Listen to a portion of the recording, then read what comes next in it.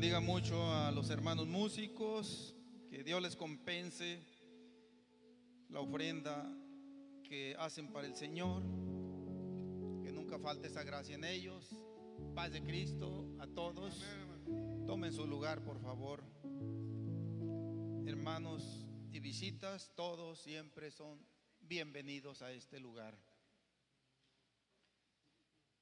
Vamos enseguida a pasar a la segunda sección de este culto, que es la administración de la palabra de Dios. Y vamos a continuar viendo el tema, el divorcio en la vida cristiana. Y antes de iniciar, yo les pido que me ayuden a orar, hermanos. Este es un tema muy importante y también muy delicado, y vamos a pedirle a Dios su dirección. Bendito Jesús.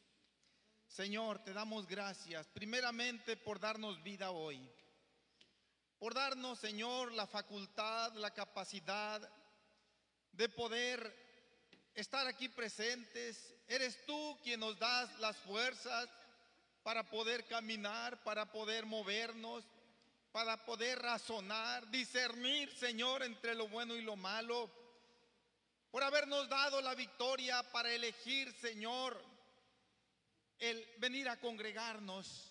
No todos pudieron, Señor, tener esta victoria, pero por los que estamos aquí presentes, gracias, Señor. Aún por aquellos que están sintonizando este culto a través de la transmisión, Señor, donde se encuentren, extiende tu santa mano y bendícelos y ampáralos. Y a este predicador, Señor, multiplica tu gracia en él, tu unción, para hablar tu palabra con integridad, Señor, con fidelidad, así como tú la diseñaste, con ese espíritu de verdad con que tú, Señor, nos la delegaste. Que no salga de mi boca palabra que contraríe, Señor, a lo que tú dejaste establecido. En el nombre de Jesús de Nazaret, Señor, gracias. Nos encomendamos a ti, Señor, en el nombre de Jesús. Amén.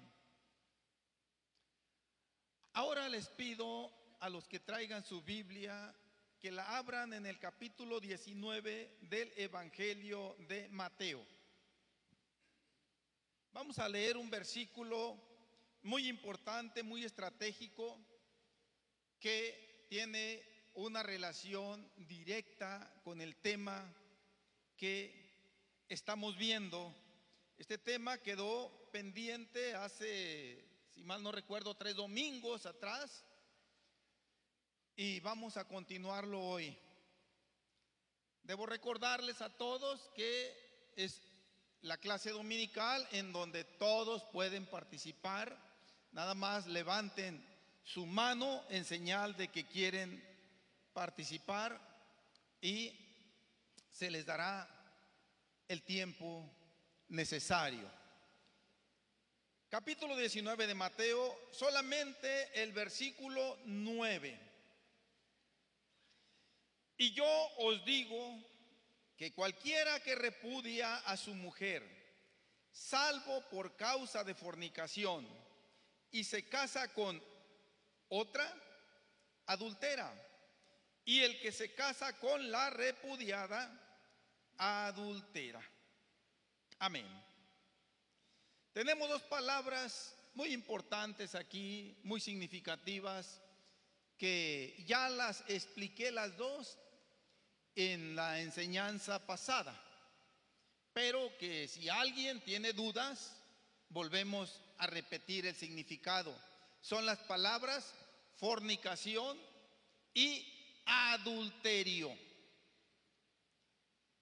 Yo, en mi experiencia que he tenido, me he escandalizado muchas veces, no han sido pocas, de ver con tristeza que aún pastores, ministros y muchos hermanos que forman parte de las diversas congregaciones de la iglesia confunden estas dos palabras como si fuera la misma, como si tuvieran el mismo significado. En cuanto al acto que está implícito en cada una de ellas, es el mismo, no hay ninguna diferencia. Se refiere a la relación sexual de pareja. Tanto la fornicación como el adulterio convergen en ese acto autorizado por Dios bajo ciertas condiciones. Entonces, la fornicación no es lo mismo que adulterio. El Señor las está diferenciando muy claramente aquí en sus palabras. Fornicación es la relación sexual entre un hombre y una mujer en donde ninguno de los dos es casado. Esa es la fornicación.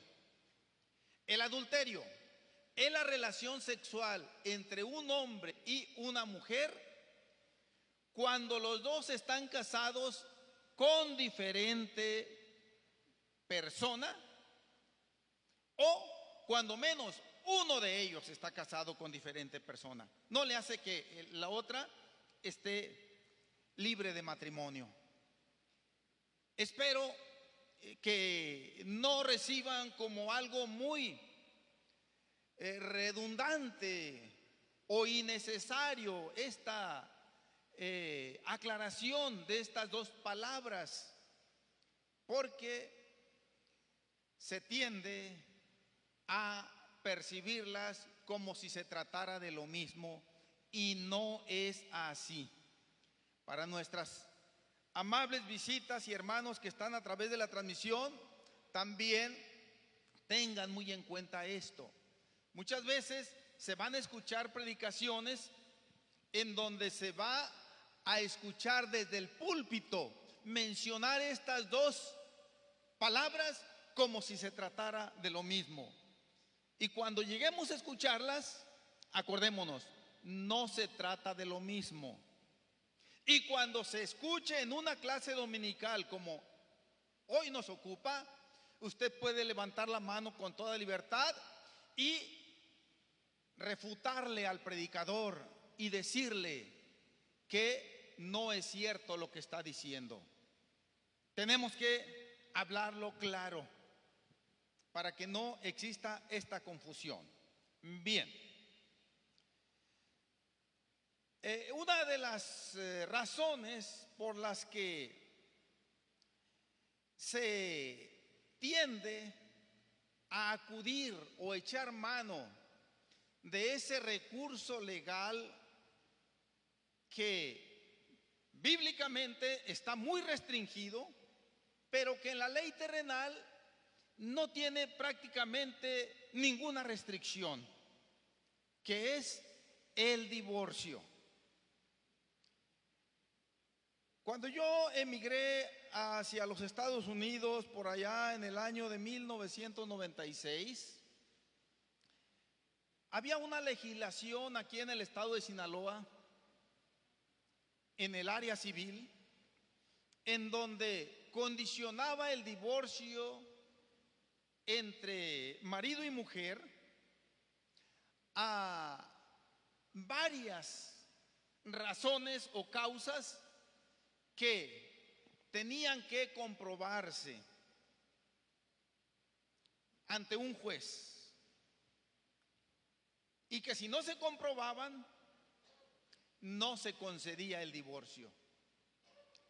Yo recuerdo cuando empecé a hacer el servicio social como pasante en la carrera de Derecho, uno de los casos que se me asignó fue precisamente un caso de divorcio en donde la esposa estaba demandando al esposo por divorcio por abandono de hogar. era una de las varias causales por las que se podía divorciar la persona. El abandono de hogar por más de 6 meses sin causa justificada. Bien, entonces, en mi falta de experiencia, ya que iba iniciando apenas la práctica, yo pues le acredité al juez que el esposo se había ausentado desde hacía más de 6 meses, por medio de testigos, por medio de constancias del DIF, por medio de constancias o cartas del Departamento de Acción Social Municipal. Se acreditó que se había abandonado el domicilio conyugal desde hacía más de 6 meses. Nada más que el juez en la sentencia, recuerdo que negó el divorcio porque no se acreditó, no se comprobó que se había tenido un domicilio conyugal. Yo creo que varios de los que estamos aquí, principalmente los que ya pasamos los 50 años de edad, y esto principalmente se daba en los ranchos, cuando el novio se robaba a la novia, era algo muy usual esto, y después se casaban, pero se la llevaba a vivir a la casa de sus padres. No se tenía la suficiente madurez y precaución para, primeramente, preparar un hogar, una casa en donde irse a vivir independientemente. Esto era de lo más normal en los años todavía. No recordaría yo desde cuándo, inclusive yo incurrí en ese vicio. Aunque no me fui directamente a la casa de mis padres, no me llevé a mi esposa a la casa de mis padres, pero me la llevé a la casa de una hermana y de mi cuñado, aquí en la 15 de julio. Y ahora, años después, yo me pongo a razonar y a decir, pero ¿por qué no previne yo haber rentado algún departamento aquí en la ciudad y haber tenido listo un lugar en donde yo y mi esposa nos hubiéramos ido a vivir con la debida privacidad? Pero en fin, trae uno esas ideas de los padres y de los antiguos. Pero en el caso del caso, vaya la redundancia, el juez dijo que no se le había comprobado que hubiera habido un domicilio conyugal independiente. ¿Por qué? Porque el esposo se la había llevado a la casa de sus padres y ese no era domicilio conyugal. Era domicilio conyugal de sus padres, pero no de ellos. Ellos estaban de arrimados nada más. Entonces, pero hay varias causales, o había, mejor dicho. La última de ellas era por mutuo consentimiento, por acuerdo de los dos. Era la más fácil, la más rápida que se llevaba a cabo. Ok, pero ahora que regreso yo de California, a principios de febrero del 2021, y pues por curiosidad compro algunos códigos de leyes para enterarme de cómo estaba la situación, y me doy cuenta de que es otro mundo de leyes la que me encontré yo. Todas aquellas legislaciones que había prácticamente ya habían quedado derogadas, inválidas, y todo era nuevo. Y en lo que respecta al divorcio, Ya no es necesario acreditar ninguna causal, se borraron todas. Ahora solamente basta con que la pareja le diga al juez nada más que se quieren divorciar porque ya no pueden o no quieren seguir viviendo juntos. No necesitan darles más explicaciones al juez, ni acreditar domicilio conyugal, ni todas aquellas formalidades que se exigían antes. Ahora el divorcio, el gobierno lo pone en charola de plata a todos los matrimonios. Y el matrimonio cristiano no es la excepción. Pero los que hemos entendido la palabra de Dios, sabemos que una vez que nosotros nos comprometemos con el Señor, estando casados, no podemos divorciarnos lícitamente delante de Dios. Quienes así lo han hecho, quienes así lo han estado haciendo, están pasando por encima de lo que el Señor ordena en su palabra. Y es un pecado por el cual se va a dar cuentas. Ahora, esto que yo estoy mencionando de divorciarse, un matrimonio cristiano, a pesar de saber que el Señor no lo permite, o también puede ser que no lo sepan. ¿Por qué? Porque muchas veces en la congregación a donde pertenecen, el pastor o el cuerpo ministerial no tiene el cuidado de dar este tipo de enseñanzas bíblicas, o bien, o algo peor todavía, las da pero confundiendo la palabra fornicación y la palabra adulterio como si fueran la misma situación. Lo que regularmente se da prácticamente en todas las iglesias, sin excepción de esta congregación, porque aquí también ha habido divorcios, lamentablemente, se apoyan en el significado de la palabra fornicación, que viene de una raíz griega, porneía. Porneía en el griego significa inmoralidad sexual.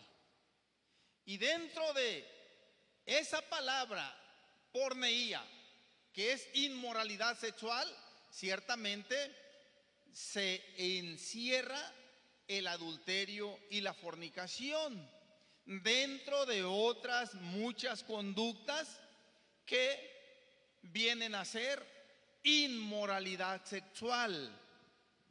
Inmoralidad sexual nosotros podemos definirla como toda aquella actitud, toda aquella conducta que contraría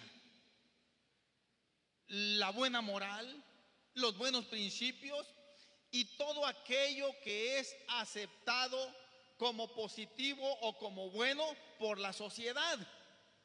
Pero que este predicador va más allá todavía de este significado. Inmoralidad sexual va más allá de esto que yo acabo de mencionar. Inmoralidad sexual es contrariar toda actitud justa y de respeto, empezando por la pareja matrimonial y para con los demás, por lo establecido por Dios. Bien, entonces, esta es la razón A los que les gusta escuchar predicaciones por el internet, métase al tema del divorcio y cualquier predicación que escuche, cualquiera. Hay una que yo subí por allá en el año 2016, 2017, no recuerdo exactamente, pero se puede encontrar ahí en el YouTube con el título Salvo por causa de fornicación. Tiene una duración poco menos de 1 hora aproximadamente, que yo tuve el cuidado de impartírsela a la congregación que estaba pastoreando allá en Vacaville, California. Y ahí se explica con más detalle esto. Bien, pero lo que aducen o presentan como una justificación válida la generalidad de todos los predicadores sobre este punto del divorcio es que dicen, pues como adulterio es una inmoralidad sexual y fornicación es una inmoralidad sexual, entonces se puede divorciar por cualquiera de las dos situaciones. Pero no es así.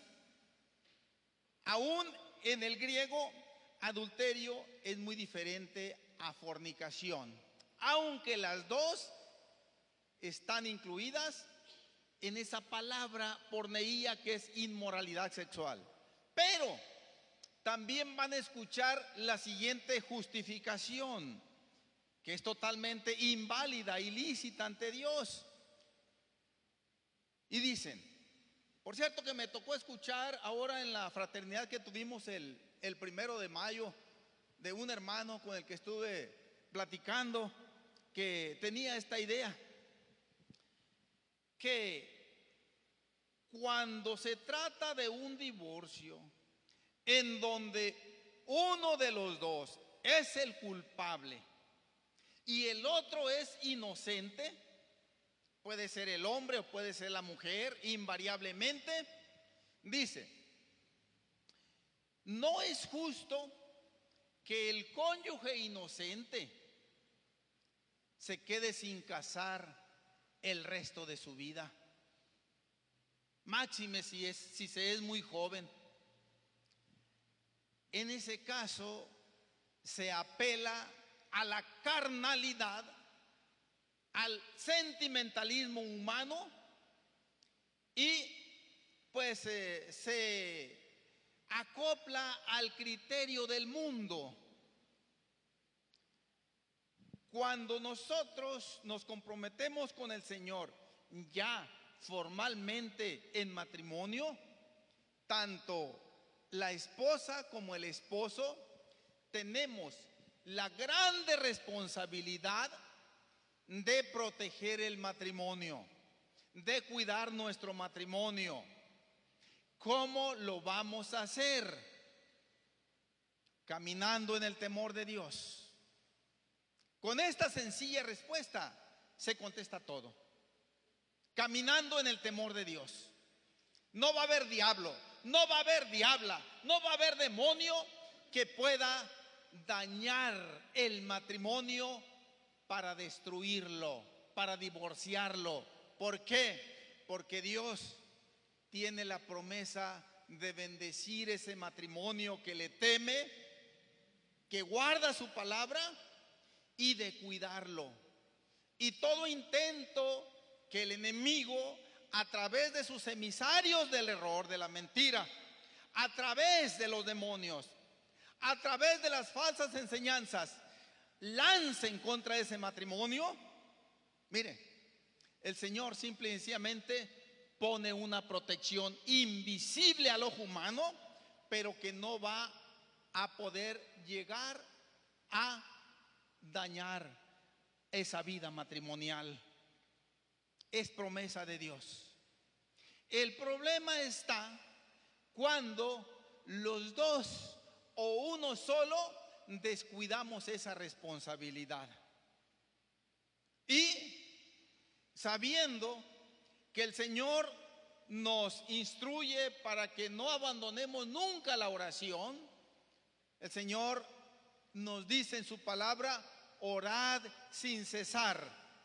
Esto no quiere decir que vamos a estar día y noche ininterrumpidamente ahí de rodillas orando. Orad sin cesar quiere decir que oremos todos los días, tanto como tengamos el tiempo disponible. El Señor sabe que tenemos que atender obligaciones, el trabajo secular, compromisos, etcétera, y no va a ser posible estar todo el tiempo orando. Pero sí sabe el Señor también que durante el día y la noche nosotros vamos a tener espacios en donde vamos a poder orar con toda libertad. Y es ahí en donde entra en escena nuestra vida para asumir esa oportunidad y doblar rodillas. Y una de las peticiones que no debe pasarse a hacer ante el Señor en nuestras oraciones es pedirle que bendiga y proteja nuestro matrimonio, nuestro hogar, nuestros hijos, antes de pedirle por los demás. Gloria a Dios.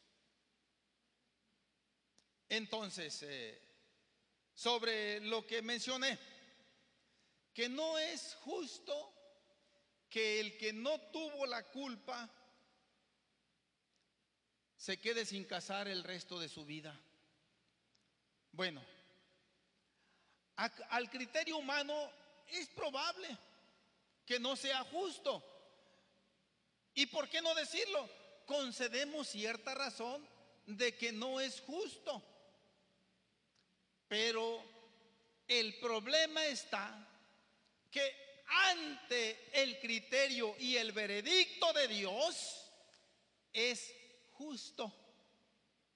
Va a haber muchas cosas en la vida de fe que no vamos a comprender. Son muchas. Pero eso no quiere decir que vamos a hacer a un lado la palabra de Dios porque no la comprendo. Va a haber muchas cosas que no vamos a comprender en nuestra vida, pero de todas maneras, nuestra obligación, nuestro deber, nuestro compromiso es confiar en el Señor ilimitadamente, ininterrumpidamente. Así es de seria la exigencia del Señor. Gloria a Dios. Entonces, las razones por las que se divorcia un matrimonio cristiano pueden ser muchas. Por la infidelidad matrimonial. ¿Todos entendemos esta expresión? Infidelidad matrimonial. Bien. Puede ser porque aun cuando no haya habido infidelidad matrimonial, uno de ellos se descarriló, naufragó en el camino de la fe y volvió a la borrachera, volvió a la mentira, volvió al mundo otra vez, aun cuando siga siéndole fiel a su pareja, conyugalmente hablando. En esos casos, casi siempre la relación va a ser muy difícil que se mantenga, pero no es imposible. Cuando uno de los dos decide divorciarse, aquel que se siente más fuerte en el Señor no debe mover un solo dedo para ayudar a ese divorcio. Si te quieres divorciar, hazlo tú. Contrata tú al abogado, paga tú los gastos, pero no cuentes conmigo para nada, ni con ninguna firma, porque yo no voy a coludirme o a aliarme para que se lleve a cabo el divorcio. Si llega a conseguir el divorcio en nuestro matrimonio, es 100% bajo tu responsabilidad. Y el Señor no le va a culpar de pecado a aquel cónyuge que se mantuvo fiel a Él. Le va a culpar de pecado a aquel que hizo todo para divorciarse. Hasta aquí no hay ninguna pregunta, ninguna duda. Bien, ahora escuchen bien lo que sigue, porque esto también es algo que tiene mucha vivencia en la vida de las diferentes congregaciones religiosas. ¿Qué pasa cuando un cristiano o una cristiana se casa con un divorciado o con una divorciada? No sé si haya alguien que esté en esa situación aquí. Me estoy refiriendo, quiero hacer la aclaración, me estoy refiriendo a la iglesia. El Señor está contemplando su palabra para que la guarde, para que la honre, para que la respete a la iglesia. No está contemplando a la gente que no se ha comprometido con Él, porque Él sabe que en la mayoría de los casos no va a conocer las reglas que Él pone. Enseguida, aun cuando llega a conocerlas total o parcialmente, pues está en una condición en donde no tiene ninguna obligación de vivirla.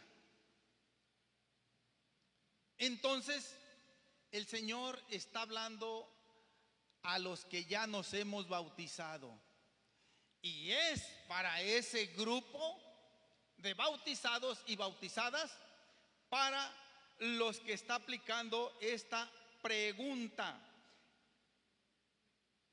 ¿Casarse un cristiano o una cristiana con un divorciado o una divorciada es pecado ante Dios? Aquí se pueden presentar dos situaciones antes de dar respuesta a esta pregunta.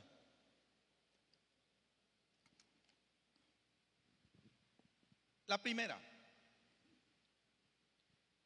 puede darse cuando ya se es bautizado o bautizada la persona aquella con la que se va a casar. Cuando en una iglesia, en una congregación, puede ser esta o cualquiera, hay hermanos o hermanas que se divorciaron siendo ya bautizados y que ante la ley terrenal ciertamente quedan en completa libertad para contraer nuevo matrimonio, pero no ante la ley de Dios. Pero suponiendo que cualquier hermana o hermano ya bautizados se divorciaron en un matrimonio que tuvieron y siguen congregándose como miembros de la congregación, y por ahí se llegan a entender, como dice el dicho, con algún hermano o hermana solteros y deciden casarse. La pregunta aquí, ¿es lícito ante Dios? La respuesta aquí es: no es lícito ante Dios, porque aquel hermano o aquella hermana que se divorciaron anteriormente, ciertamente ante la ley terrenal están divorciados legalmente, pero ante la ley de Dios siguen casados y ese matrimonio tiene la misma validez que cuando se casaron, no deja de existir. Repito, en la vida de un creyente bautizado. Entonces, si un hermano o una hermana se entienden con otro hermano, vamos a llamarles así, no vamos a ponerle ni a quitarle nada a nadie, que ya se divorció y vuelve a casarse, se está cometiendo el pecado de adulterio por parte de los dos. Esa es la situación cuando aquel o aquella con la que se casa un hermano o una hermana ya son divorciados, habiendo estado bautizados ya. Esa es la primera situación que se puede presentar. Y si nadie participa, yo estoy entendiendo que se está comprendiendo lo que estoy hablando. Bien. Ahora, se puede presentar otra situación, que es cuando él o la que se casa no eran bautizados cuando se divorciaron. Voy a tratar de explicarlo más claramente todavía.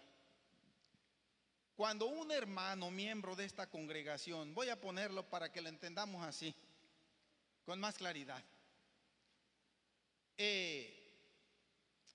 llegan nuestras amables visitas, hombres y mujeres, suponiendo que alguna de las mujeres visitas o de los hombres visitas,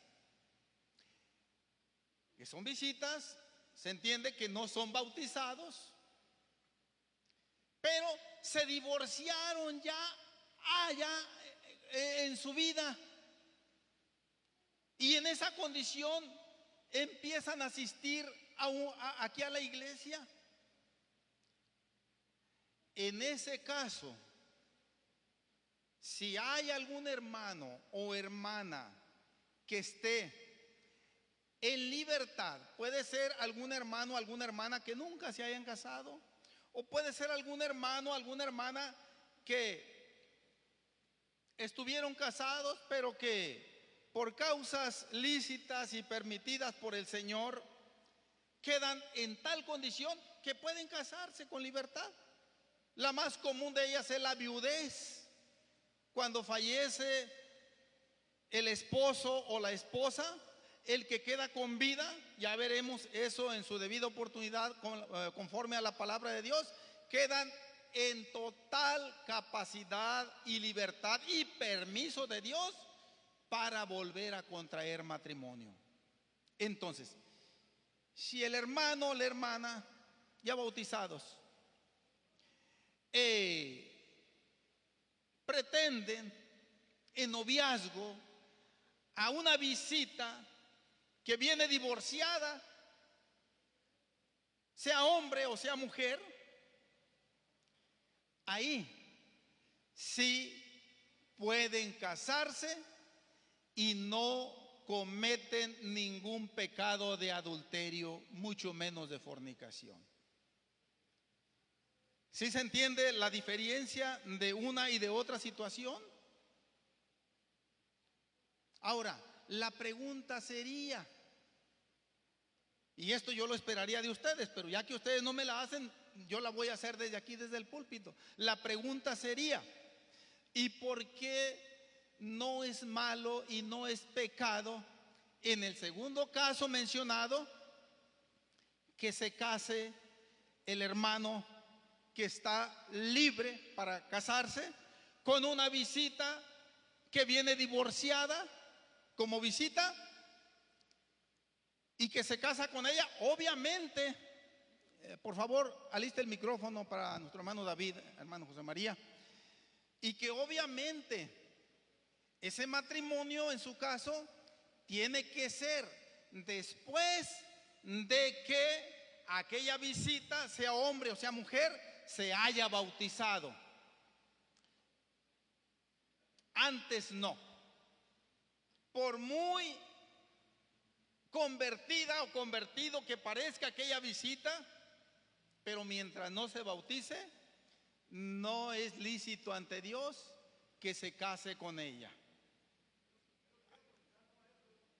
Amén. Qué bueno que se contestó la pregunta con esta explicación adicional, hermanos. Dios le pague de todas maneras. Gloria a Dios. Aleluya. Vamos a Romanos, por favor, capítulo 7.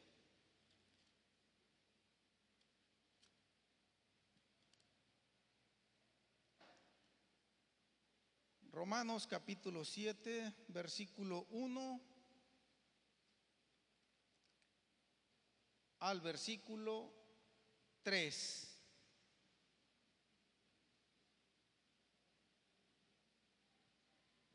Dice así: ¿acaso ignoráis, hermanos, entre paréntesis, pues hablo con los que conocen la ley, que la ley se enseñorea del hombre entre tanto que éste vive? Siempre me gusta leer los versículos que tienen paréntesis, como si no tuvieran paréntesis, y ahora lo voy a leer omitiendo lo que está entre paréntesis, porque casi siempre se entiende mejor el contenido. Dice así: ¿acaso ignoráis, hermanos, que la ley se enseñorea del hombre entre tanto que éste vive? Porque la mujer casada está sujeta por la ley al marido mientras éste vive, pero si el marido muere, ella queda libre de la ley del marido.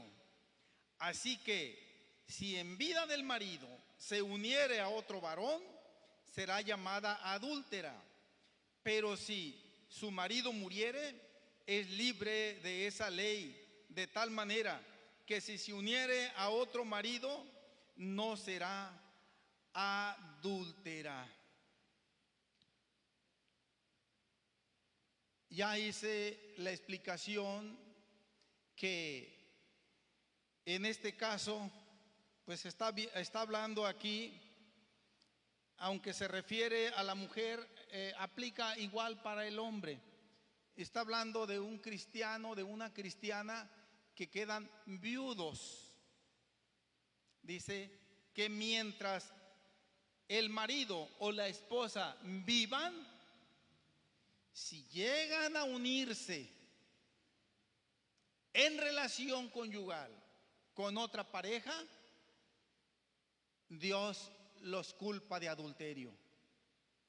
Pero si muere uno de los dos, el que queda con vida queda en completa libertad de casarse con otro hombre u otra mujer, y no existe pecado. Cabe recordar la explicación que acabo yo de hacer, siempre y cuando aquella pareja con quien se va a casar sea también bautizada o convertida. Creo que esto es entendible leyendo la sola literalidad de estos versículos. Hay dos causas o casos en donde Dios permite al hermano o a la hermana casarse de nuevo. Hay dos casos. Aquí estamos viendo uno de ellos, cuando uno de los dos muere. Ahí puede volver a casarse y es completamente aceptado por Dios. El otro caso es el que explicaba yo en aquella primera predicación. ¿Cuál es? Creo que debemos volver a Mateo 19, 9, que es salvo por causa de fornicación.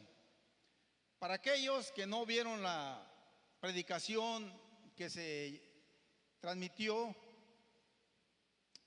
por la transmisión, o que no vinieron en ese culto, en esa clase dominical, aquí salvo por causa de fornicación quiere decir que solamente en ese caso Dios permite al hombre divorciarse y por lo tanto queda en total aptitud de volver a casarse, aun cuando no lo expresa literalmente aquí el versículo. Y yo decía, salvo por causa de fornicación, cuando la pareja, después de casarse, después de firmar el acta de matrimonio ante el juez de lo familiar, el juez civil, tienen su primera relación sexual y el hombre encuentra que ella no es doncella, no es virgen. En ese caso único, aislado, Dios le permite al hombre que se divorcie y no comete ningún pecado. Nada más en ese caso. Y yo decía, pero si el hombre hace a un lado este permiso que Dios le da, esta tolerancia, no la aprovecha, no quiere usarla, está muy enamorado de su esposa y no le importa que ella haya tenido relación con otro hombre antes de casarse con él, antes de tener relaciones con él, yo la perdono y vamos a hacer vida y vamos a tener un hogar, una familia, vamos a tener hijos y esto no es impedimento. De allí en adelante ya no puede hacer valer este derecho que Dios le da. Queda subsanada esa falta. Hermanos, ¿se está entendiendo hasta aquí? Gloria a Dios. Si en vida del marido o si en vida de la esposa hay relación con otra persona, se llama adulterio el pecado. Y es un pecado grave. Hay pecados que no son muy graves, pero hay pecados que son muy graves y el adulterio es uno de ellos. Yo puedo decirlo, va a haber casos muy, pero muy contados, muy poquititos. Quizás no se pueden alcanzar a contar con los dedos de una mano, de cristianos, de cristianas que van a entrar al cielo, aunque hayan cometido pecado de adulterio o pecado de fornicación. Pero van a ser casos muy especiales que Dios les va a dar un tratamiento muy especial y los va a perdonar. Y de hecho los ha perdonado. Dios siempre va a ver la reacción del corazón ante el pecado. Y conociendo, y esto yo me estoy atreviendo a decirlo porque aunque no conozco en toda su plenitud aunque sé que es infinita la misericordia de Dios, que la mente humana no alcanza a ver las fronteras hasta donde llega, porque no conoce fronteras en esta vida, el Señor lo hace. Sí, alguien dijo, como para justificarse del pecado de adulterio, al cabo que Dios perdonó a David cuando adulteró con Betsabé. Cuando se peca para ser perdonado, lo más seguro es que no va a ser perdonado. Cuando se peca habiendo caído como en una especie de emboscada en el pecado, y después se aborrece el resto de su vida, es muy probable que Dios lo perdone. No estoy diciendo que Dios lo va a perdonar, pero cabe la gran posibilidad de que venga el perdón de Dios. Pero esa es una decisión soberana de Él solamente. Lo mejor es no buscarle tres pies al gato, como dice el dicho, sabiendo que tiene cuatro. Lleve el micrófono, por favor, al hermano Juan Ramón. Aleluya.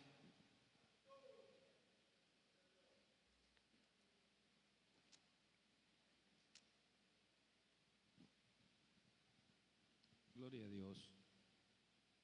Gloria a Dios, gloria a Dios. Padre Cristo, hermanos. Amén. Ese es un tema muy interesante. Pero a mí me gustaría que no solamente se quede, ahorita usted dijo unas palabras, lo último que dijo, quita un poquito da una flexibilidad, ¿verdad? De lo que dijo al inicio. Pero yo quisiera que no solamente se hablara de estos temas así como se deben de hablar, así como se está hablando, así se deben de decir, con claridad, con verdad, porque esa es la verdad, ¿verdad? Pero cuando nos vamos por el lado humano, los mismos discípulos, yo quiero leer 19:10 de Mateo. Los mismos discípulos tuvieron un pensamiento, ¿verdad? Dice ahí, le dijeron sus discípulos, si así es la condición del hombre con su mujer, ¿qué fue lo que dice ahí? No conviene casarse. Pero yo no me quiero referir a ese texto en el sentido de que no es correcto o que no se deba uno de casar, sino a lo que me quiero referir al sentimiento, al pensamiento humano que movió a los discípulos. A eso me quiero referir, que cuando se hable de esto, también se hable de la promesa, de la esperanza, de lo que vamos a recibir con el esfuerzo, el sacrificio que se haga. Entonces, en ese sentido, yo quisiera que usted los últimos minutos que quedan, si no ha terminado y va a continuar en la siguiente semana, que cada vez que diera usted la clase sobre esto, hiciera énfasis, no importa que sea repetitivo al final, porque pudiera haber gentes que nada más estén en esa clase. Entonces, que usted también diera la esperanza o la promesa que se tiene en cumplir con lo que se está diciendo, en la fidelidad, en poder soportar, que es lo más difícil, ¿verdad? Cuando una persona, por alguna razón, por la razón que sea, hay una separación y tiene que permanecer así. Porque si lo vemos por el lado humano, nos parece injusto. Por eso los discípulos dicen, si así es la condición del hombre con su mujer, no conviene casarse, ¿verdad? Entonces, sí me gustaría que también para el que pueda pensar humanamente, nos animara a qué vamos a recibir después de cumplir con lo que Dios tiene establecido. En ese sentido, quisiera que concluyera la clase diciéndonos eso. Amén, hermano. Voy a mencionarlo, pero de una manera repetida. Cuando yo mencioné sobre la responsabilidad de proteger el matrimonio, de cuidar el matrimonio y de que se mantenga vivo, yo mencioné las palabras que esa responsabilidad es por igual de los dos, y que cuando los dos, tal vez uno menos que el otro, o por iguales porciones, nos esforzamos por caminar en el temor de Dios, Dios bendice y protege y preserva ese matrimonio. No sé si lo mencioné así con estas palabras más o menos, ¿alguien recuerda? Bien, aunque literalmente quizás no mencioné que esto de una manera, voy a mencionar la palabra automáticamente, esto nos conduce a tener la bendición de Dios, tener la protección de Dios, pero nos conduce también a recibir la recompensa de la vida eterna, que esa recompensa Dios la va a dar tomando en cuenta, claro, dentro de otras cosas, la fidelidad matrimonial, guardando el testimonio para con la sociedad, para con los que nos rodean, absteniéndonos de todo aquello que Dios llama pecado. Entonces, sí es importante pues decir, como dice nuestro hermano, y lo repito, voy a decirlo quizás con otras palabras un poco diferentes, que Dios va a compensar el esfuerzo, la abnegación, porque se necesita y es de alto valor, es de gente valiente hacer a un lado el agravio y pues humillarnos para que nuestro matrimonio siga adelante. Muchas veces, aunque yo sé que yo no tuve la culpa, pero voy a hacer como si no hubiera pasado nada, para poner yo mi parte, y el Señor es el que va a dar la recompensa. Esto es algo especial. Ya los niños están con nosotros, pero vamos a continuar. Hay bastante más de qué seguir hablando sobre el divorcio en la vida del cristiano, en la vida de la cristiana, pero vamos a dejarlo para la próxima clase dominical, si Dios nos permite, el próximo domingo. Y pues si acaso quedó alguna duda, alguna inquietud, prepárela durante la semana y tráigala preparada para el próximo domingo. Estos temas no se dan muy seguido, no se dan con esta claridad muy seguido. Aprovechemos para exteriorizar cualquier inquietud, porque saliendo de aquí y haciendo comentarios o acusaciones o reproches allá afuera no va a ayudar de nada prácticamente, al contrario, va a perjudicar.